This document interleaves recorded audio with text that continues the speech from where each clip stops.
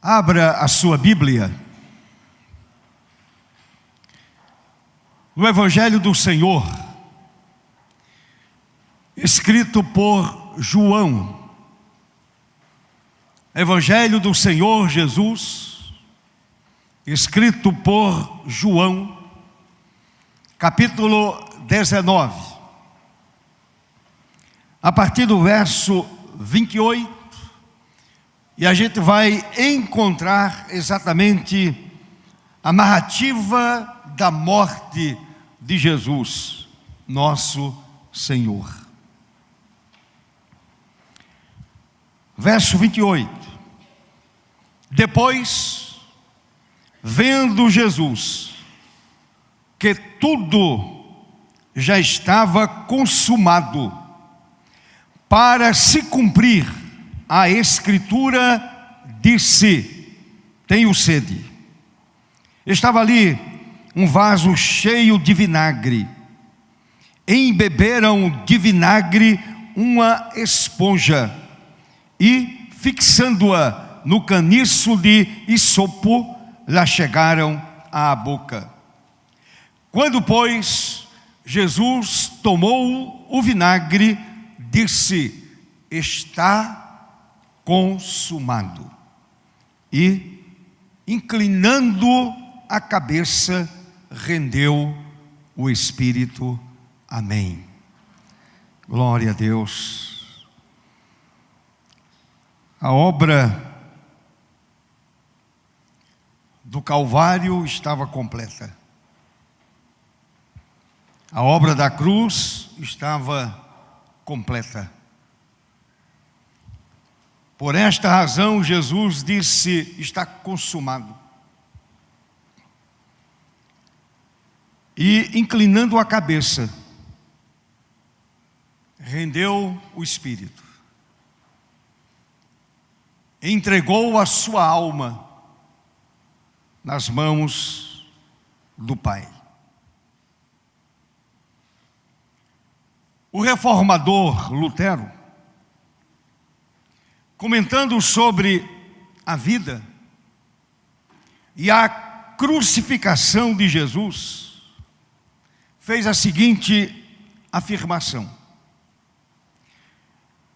em sua vida, Cristo é um exemplo que nos mostra como viver. Ele é o nosso paradigma, Ele é o nosso exemplo. Se alguém deseja viver o Evangelho, olhe para a vida de Jesus,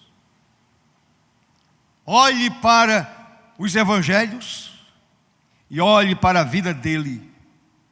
Portanto, Lutero tinha muita razão quando disse: em sua vida é um exemplo que nos mostra como viver. Em sua morte, um sacrifício que satisfaz aos nossos pecados.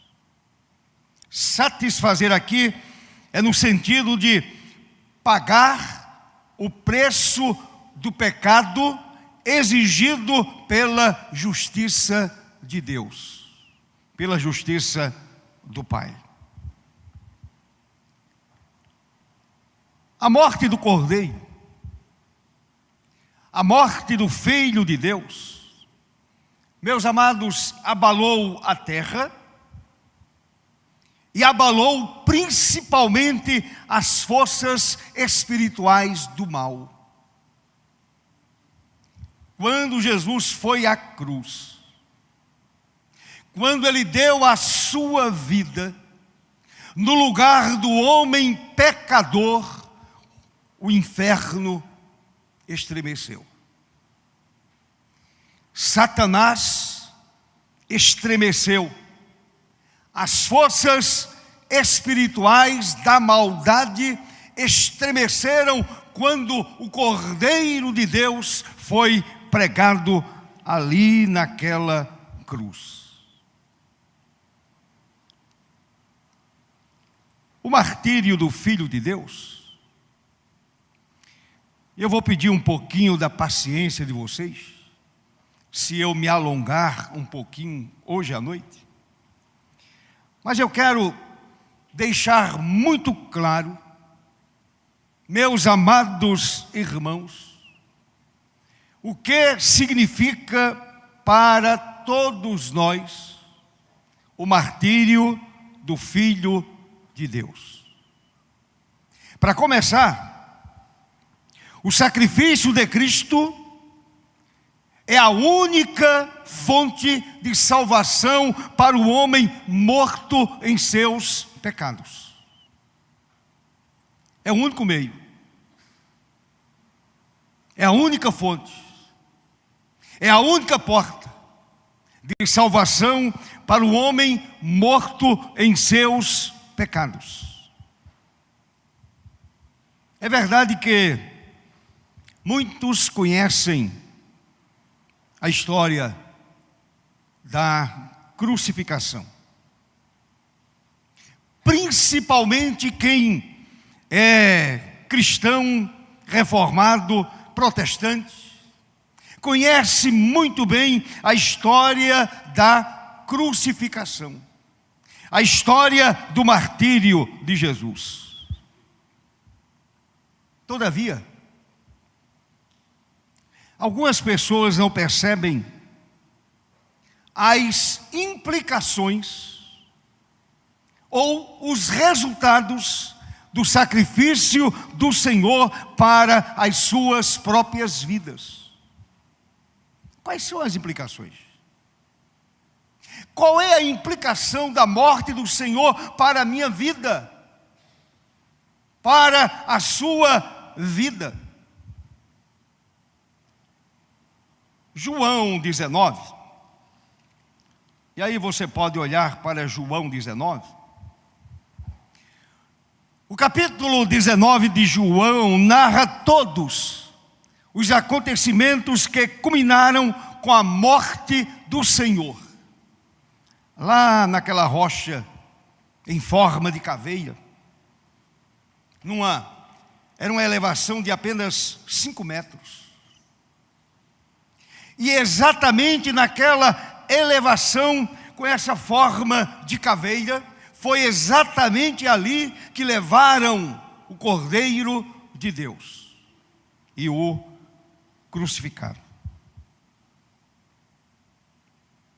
Pilatos cede à multidão, como a gente conhece na narrativa bíblica, e Pilatos sentencia Jesus à morte.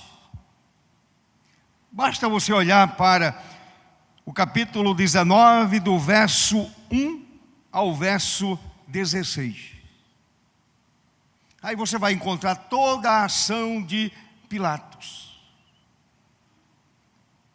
De imediato ele querendo livrar o Senhor. Ele fora também advertido pela própria esposa: não te envolvas com o sangue deste justo. Porém, Pilatos cedeu. Pilatos cede à multidão e, com toda a autoridade que possuía, a autoridade dada pelo Império Romano, ele sentencia o Senhor à morte. Pilatos ordena que açoitem Jesus. Olhe para o verso 1 do capítulo 19. Ordem dele. Então, por isso, Pilatos tomou a Jesus e mandou açoitá-lo. Cabia a ele dar essa ordem. E ele deu essa ordem. E Jesus foi açoitado. Os soldados zombam do Senhor. Olhe para o verso 2 e para o verso 3 de João 19.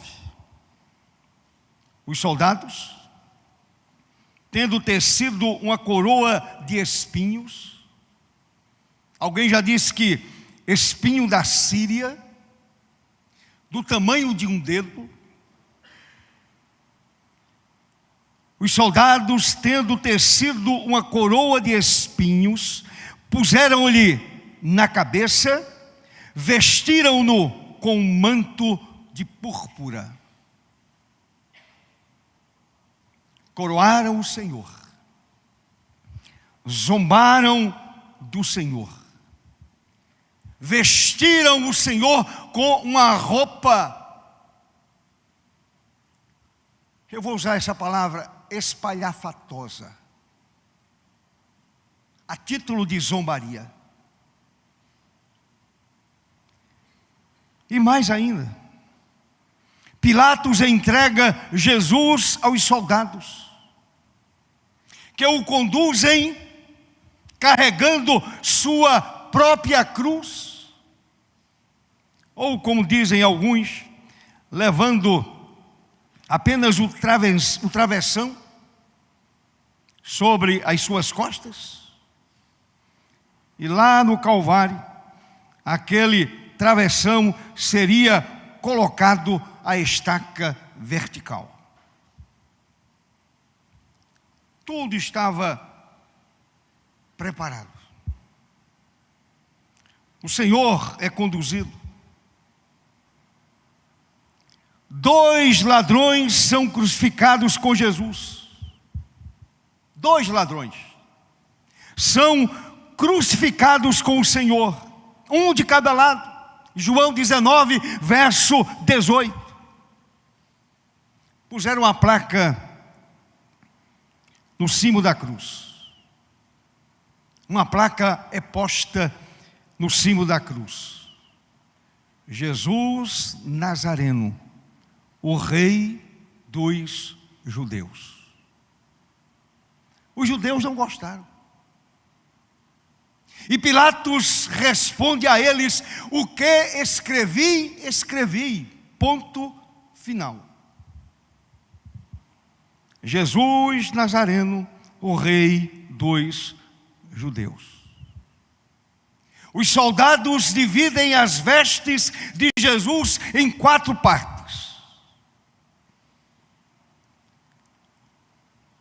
E sorteiam sua túnica. Aquela túnica, digamos, espalhafatosa, ela é sorteada, João 19, 23 e 24. É interessante que esta ação foi predita por Davi, muito tempo antes. Lá no Salmo 22, verso 18, repartem entre si as minhas vestes, e sobre a minha túnica deitam sortes. Se cumpria uma profecia bíblica exatamente neste momento. Aquilo que Davi escreveu no Salmo 22, verso 18, agora acontece de uma forma muito clara, inequívoca. As vestes são repartidas e a túnica é disputada entre os soldados. Um jogo é ali estabelecido e aquela túnica é disputada, a túnica do Senhor. Outra cena, agora no Calvário. Várias mulheres encontram-se aos pés da cruz, inclusive a mãe de Jesus e a irmã dela. Havia também outra Maria, esposa de Cleopas, e também ali estava Maria Madalena. Vocês podem imaginar a cena. A mãe que olha para o filho martirizado, sangrando, padecendo, sofrendo, um inocente que morria no lugar do pecador. O justo morrendo no lugar do injusto. Um santo morrendo no lugar de um ímpio. Um homem perfeito morrendo no lugar de seres imperfeitos. Jesus profere, meus amados irmãos, as célebres 7 palavras da cruz. João menciona 4. Está exatamente no capítulo 19, do verso 26 até o verso 30. João menciona 4. Um dos soldados perfura o corpo de Jesus com uma lança. Que cena dantesca! Que cena terrível! O lado de Jesus é furado. Meus amados, João pontua estes fatos históricos da morte do Senhor, que muito nos comovem. Fatos históricos que nos comovem. Eu não sei se acontece com você. Quando você abre a Escritura e você começa a ler a respeito da morte do Cordeiro, Jesus caminhando pelas ruas de Jerusalém, indo para fora dos muros da cidade, é levado até aquele monte de 5 metros de altura, que tinha aquela forma de caveira, e ali o Senhor é crucificado.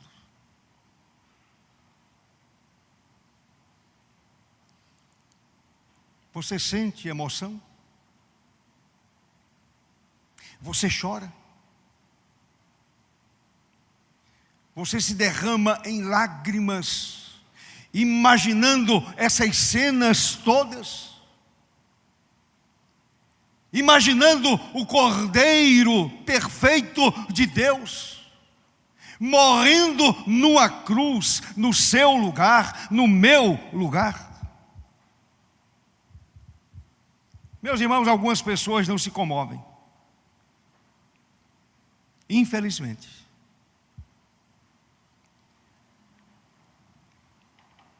Porém, nesta noite, neste lugar, aqui e agora, devemos parar um pouquinho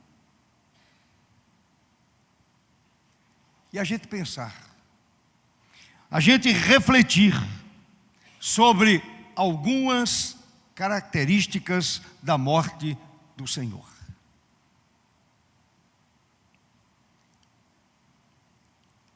Eu não estou aqui esta noite para emocionar você.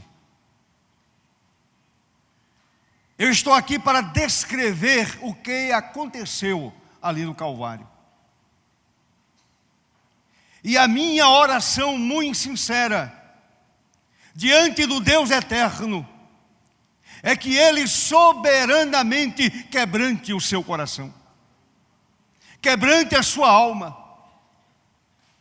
e mais ainda, ao sair deste templo, a sua vida saia completamente rendida ao Senhor.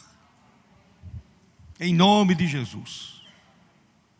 Você tem uma alma, sua alma é preciosa, por ela Jesus morreu na cruz. Não brinque com a sua alma, não brinque com a sua vida. Nesta noite, olhe para o Calvário, olhe para Jesus, olhe para o Cordeiro e receba a vida, receba o perdão, receba a paz do Senhor, receba a alegria do Senhor, receba a certeza absoluta da vida eterna, em nome de Jesus. Primeira coisa, a morte de Cristo foi uma morte voluntária. Ele deu a sua vida voluntariamente. O nosso amado Salvador deixou a glória que tinha com o Pai e veio a este mundo para morrer voluntariamente. Já parou para pensar? O Evangelho se fez carne. O Filho de Deus se fez carne para morrer no meu lugar, voluntariamente morrer no meu lugar e morrer no seu lugar. Escute o que ele disse em João capítulo 10. Se você quiser abrir a sua Bíblia. João capítulo 10, versos 18, 17 e 18. O Senhor disse assim: por isso, o Pai me ama, porque eu dou a minha vida para a reassumir. Eu dou voluntariamente, eu dou a minha vida para a reassumir. E observe o que o Senhor diz mais: ninguém a tira de mim, ninguém. O inferno não tirou, os homens não tiraram, o Império Romano não tirou. Ele disse: ninguém a tira de mim. Pelo contrário, eu espontaneamente a dou. Que amor glorioso! Que coisa extraordinária! Jesus está dizendo: eu dou a minha vida espontaneamente, ninguém a tira de mim, eu a dou espontaneamente. E ele disse mais: tenho autoridade para a entregar e também para reavê-la. Este mandato, esta ordem recebi de meu Pai, louvado seja Deus. Eu a dou espontaneamente. Eu dou a minha vida e a tomo de volta. Eu tenho a autoridade para fazer exatamente assim. Preste atenção, meu irmão. Ninguém na história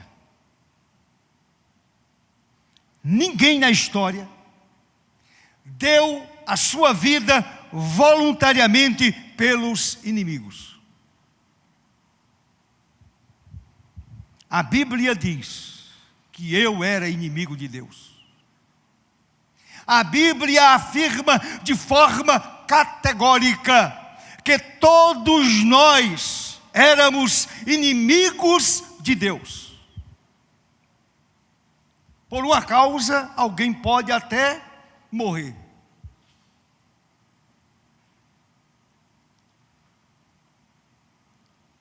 Por um filho, um pai pode morrer ou uma mãe pode morrer. Agora, morrer pelos inimigos, somente Jesus de Nazaré. Amém, meus irmãos? Morrer pelo homem pecador, somente Jesus. Então vejam bem, o amado Filho de Deus entregou a sua vida voluntariamente por pessoas desobedientes, pecadoras, ingratas e afastadas de Deus. Ele morreu por mim. Ele deu a sua vida voluntariamente por mim. Um pecador, um homem ingrato, que estava completamente afastado de Deus. Ele deu a sua vida por mim quando eu não queria nada com Ele. Na carta aos Romanos, o apóstolo Paulo afirmou exatamente isto. Capítulo 5 de Romanos, verso 8. Mas Deus prova o quê? O seu próprio amor para conosco, pelo fato de ter Cristo morrido por nós, sendo nós ainda pecadores. pessoas ignorantes, mortas nos seus delitos e pecados. Portanto, Jesus, o Filho de Deus, deu a sua vida voluntariamente por mim e por você. Ele resolveu morrer no meu lugar. Ele resolveu morrer no seu lugar. O que você faz com Jesus de Nazaré?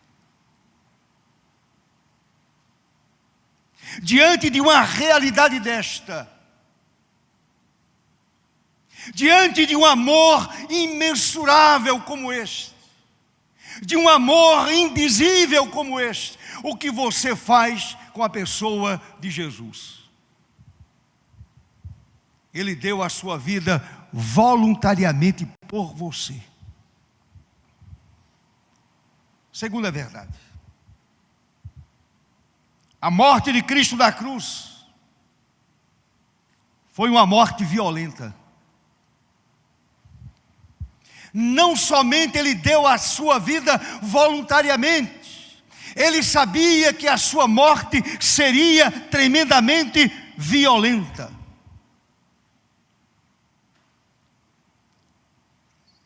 Transporte a sua mente agora para Jerusalém. Pense um pouquinho. Pense num monte. Pense numa cruz.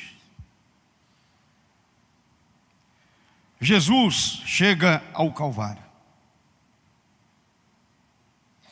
O ato horrendo da crucificação começa. Lembrem que ele já havia sido surrado, esbofeteado, massacrado, a tal ponto que ele não teve condição física de carregar até o Calvário a sua própria cruz. Ele apanhou e apanhou muito. A crucificação começa. Jesus é rapidamente jogado de costas, com seus ombros contra a madeira. Os soldados procuram a depressão entre os ossos dos dois pulsos. Muita gente imagina que foi aqui na palma da mão. Não. Exatamente aqui nesta depressão do pulso. Um prego de ferro enferrujado, quadrado, atravessa os pulsos do Senhor para dentro da madeira. Imagine o sofrimento. Imagine a dor.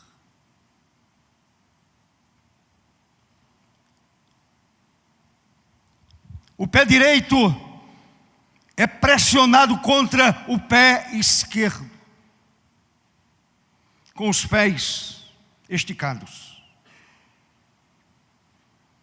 os dedos esticados para baixo.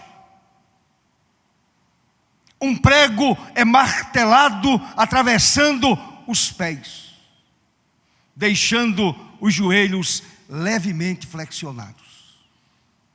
Não totalmente flexionados, levemente flexionados.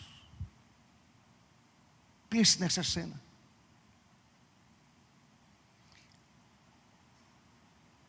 O Verbo que se fez carne, o amado Salvador, o Filho único de Deus, o unigênito de Deus, está ali crucificado, exatamente dessa forma que acabei de mencionar. A vítima está crucificada. À medida que ele se abaixa, com um peso maior sobre os pregos dos pulsos, cruciante e terrível dor passa pelos dedos, pelos braços, explodindo no cérebro. Eu não sei se você já havia parado para pensar em tudo isso.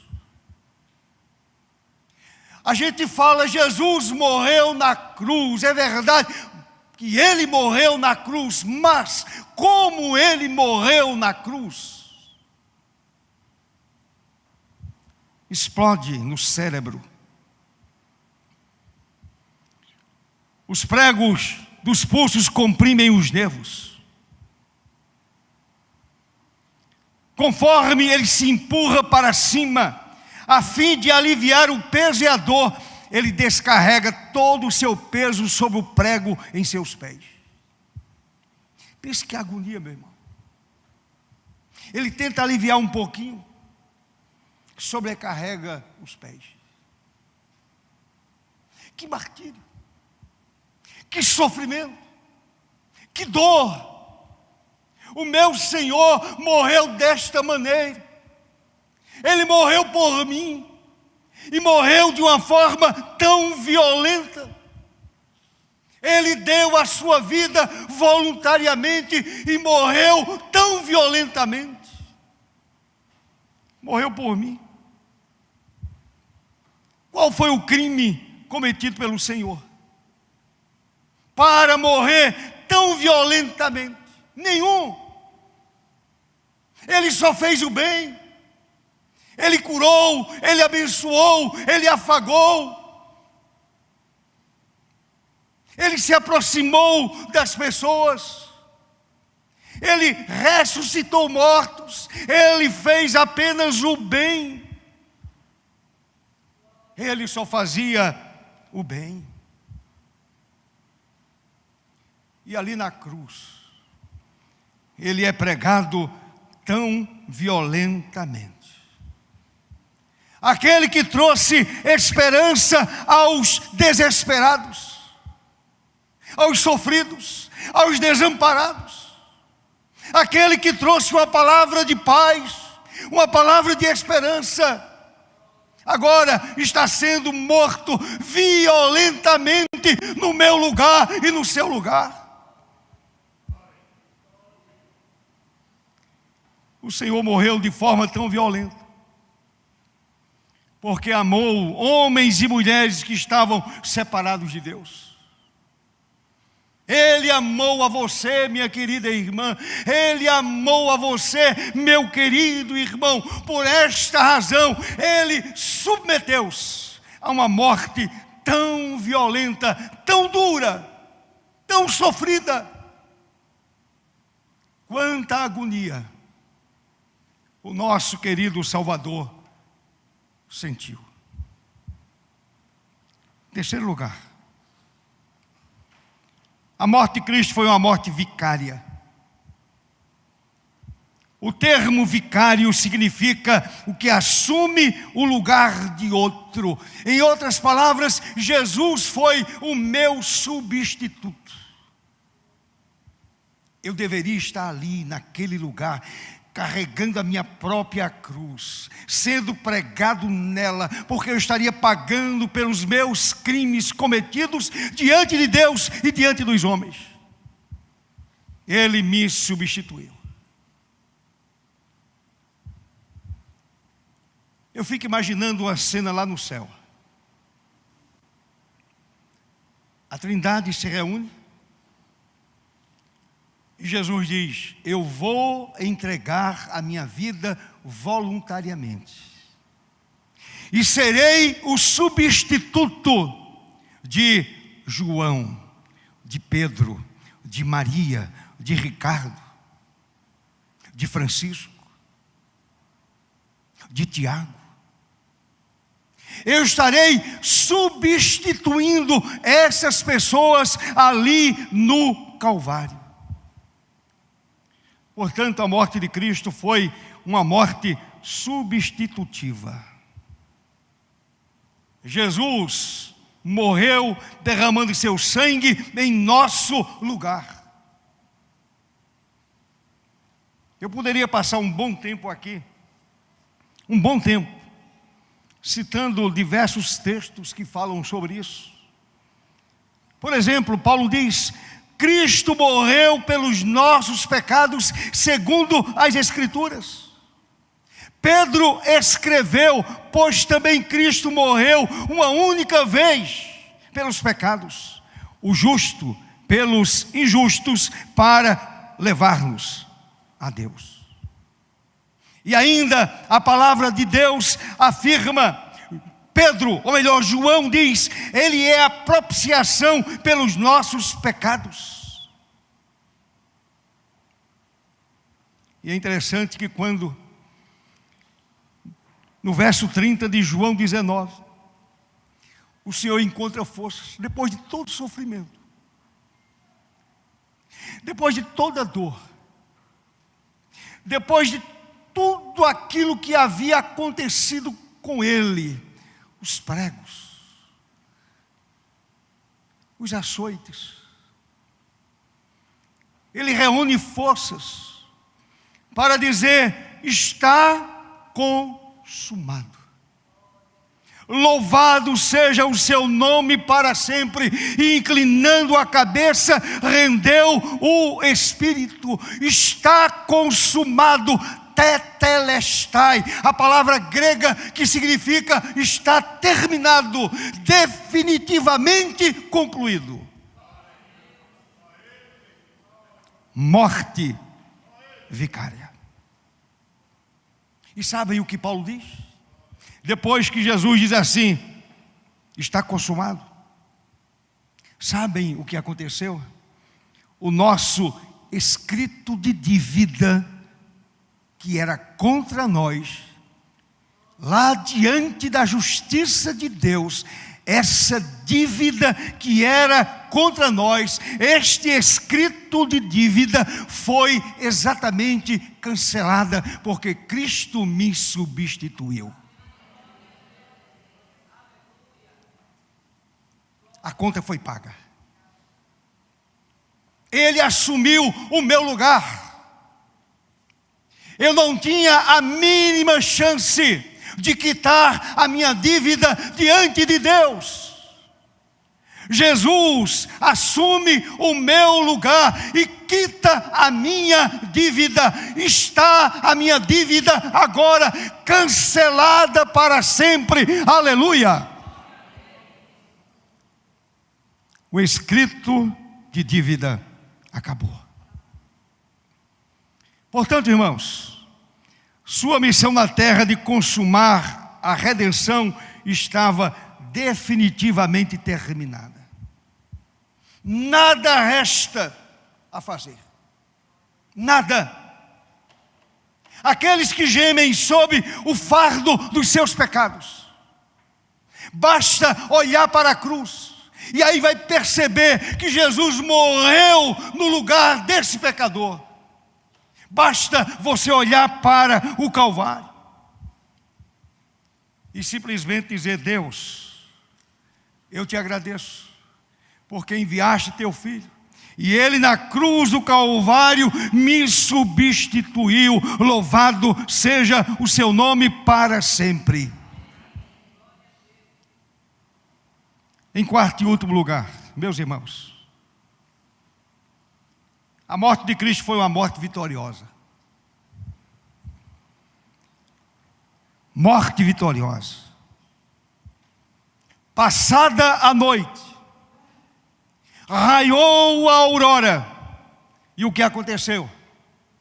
Aquele que fora pregado de forma violenta, aquele que tanto sofreu, ressurgiu dentre os mortos.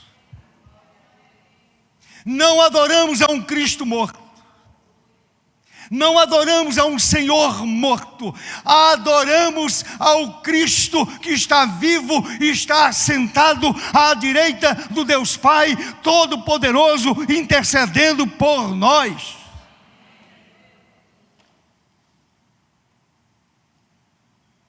E ele disse: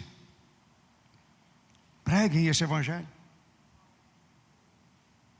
falem desse evangelho, E a igreja tem pregado esse evangelho. A igreja tem anunciado a morte de Cristo no Calvário para salvar o homem pecador. A igreja continua pregando e vai continuar pregando até que Ele volte, até que Ele venha levar o seu povo para estar com Ele para todo o sempre.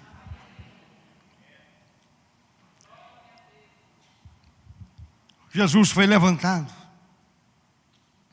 A morte não o deteve. O poder da morte não conseguiu detê-lo. Ele rompeu a morte. E ele se apresenta diante dos seus discípulos. Ele aparece, por exemplo, a Maria Madalena. Quando Madalena vai ao sepulcro. E ela não consegue perceber que o mestre havia ressuscitado. E quando Jesus diz assim a ela, Maria, eu fico imaginando, meus amados irmãos, a voz de Jesus era diferenciada. Maria imaginou que se tratava do jardineiro. E ela disse, por favor me diga onde você pôs o corpo do meu Senhor. E Jesus diz assim, Maria, Maria. E ela se joga aos pés do amado Jesus. Não mais o Cristo morto, mas agora o Cristo vivo, aquele que venceu a morte, aquele que deixou o império da morte para trás e se apresenta diante de Maria completamente vivo. Louvado seja o seu nome para sempre. Amém, meus irmãos? Aqueles dois que iam para Emaús, desanimados, chorosos, tristes, e de repente Jesus os acompanha. E o Senhor faz menção de passar adiante quando chega à aldeia de Emaús. E eles se constrangem, o mestre fica conosco. Na hora do partir o pão, ele se dá a conhecer. E aqueles homens dizem assim, porventura não ardia o nosso coração, que quando ele caminhava conosco, ele falava a respeito das Escrituras, não ardia porventura a nossa alma, o nosso coração? É exatamente assim que acontece. Quando a gente escuta a voz do amado Mestre, a nossa alma se alegra, a nossa vida se alegra. Quando a gente escuta o Evangelho do Senhor, do Cristo vivo, daquele que venceu a morte, a nossa alma jubila. A gente enche o nosso coração de gozo, porque o nosso Jesus está vivo. Daí a razão da explosão de Paulo, quando ele diz, tragada foi a morte pela vitória, aleluia. Tragada foi a morte pela vitória. Onde está, ó morte, a tua vitória? Onde está, ó morte, o teu aguilhão? Tragada foi a morte pela vitória. A aurora raiou e Jesus ressurgiu dentre os mortos. Meus irmãos, a vitória de Cristo sobre a morte é o testemunho final de que a fé cristã é inabalável através dos séculos. Não adianta tolher a liberdade da igreja. A igreja vai continuar falando a respeito do Cristo vivo, do Cristo que foi à cruz, sim, do Cristo que sofreu, é verdade, mas continua falando do Cristo que está vivo e no meio do seu povo. Quando dois ou três estiverem reunidos no meu nome, qual foi a promessa? eu estarei no meio deles. Portanto, neste momento, aqui e agora, você não vê, você não enxerga, porém Jesus está entre nós. O Cristo vivo está presente aqui. E eu quero concluir dizendo o seguinte: a crucificação do bendito Salvador completou a revelação de Deus, pela qual ele tinha sido enviado à terra. A morte do Cordeiro Pascal determinou a consumação da antiga aliança. Acabou a velha aliança. Nós agora estamos na nova aliança, porque nós estamos em Cristo.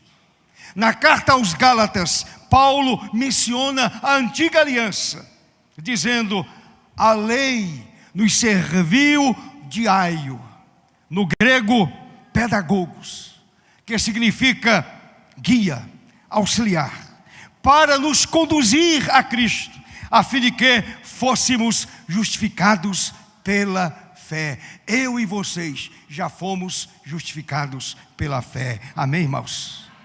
Portanto, Jesus morreu voluntariamente, violentamente, vicariamente e vitoriosamente para perdoar os seus pecados e conduzi-lo seguro a salvo para a eternidade.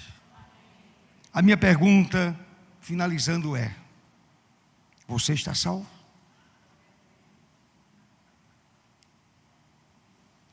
Não estou perguntando, você é membro da Igreja do Farol? Não. A minha pergunta é: você está salvo?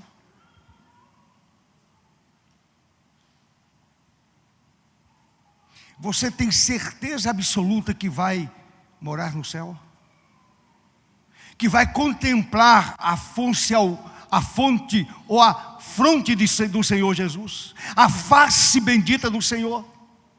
Você tem certeza que chegará seguro no céu?